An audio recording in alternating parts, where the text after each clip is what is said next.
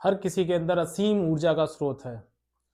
हर कोई इतना ऊर्जावान है, इतनी ताकत उसके अंदर है कि वो अपनी शक्तियों को, अपनी क्षमताओं को पहचान नहीं पाता है।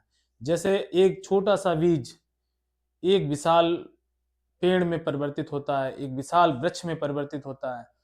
तुमने देखा होगा कि कोई भी बीज जब उसे उगना होता है तो वो पत्थर का सीना भी तोड़कर बाहर निकलता है, क्योंकि ना तो उसे वहाँ पर मिट्टी और पानी दोनों चीज़ें नहीं होती हैं, लेकिन जब उसे उगना होता है तो वो पत्थर का सीना तोड़कर भी, फाड़ कर भी निकल सकता है कहने का।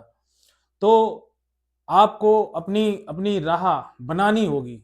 इस दौर में जहाँ आप खड़े हैं, यहाँ से आपको एक नया रास्ता चुनना होगा।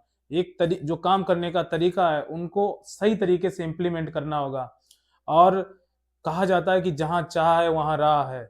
जो लोग इस बात को समझते हैं कि हमें हमें कुछ बेहतर करना है, औरों से अलग करना है या हमें कुछ बड़ा करना है, तो हमें उस बीज की तरह सोचना है, जो दिखने में तो बहुत छोटा होता है, लेकिन जब वो आकार ग्रहण करता है, तो इतना विशाल रूप ग्रहण करता है। इसी तरह हमें अपनी लाइफ में अगर हमने कुछ ठाना है, तो कुछ करके जाइए। ये नहीं कि हम यहाँ पर जहाँ पर खड़े हैं, वहाँ से हम चीज़ों को अपने अंदर से तोड़ लें।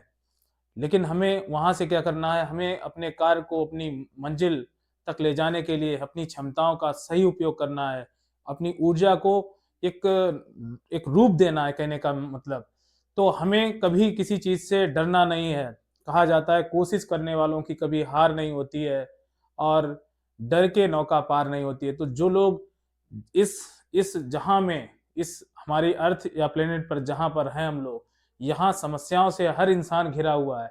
हर किसी के सामने रोज एक नई समस्या का रूप आता है, लेकिन उन समस्याओं से हमें डरना नहीं है, निडर होकर आगे बढ़ना है और हमें सीना तान के चलना है। कहने का मतलब कि हमें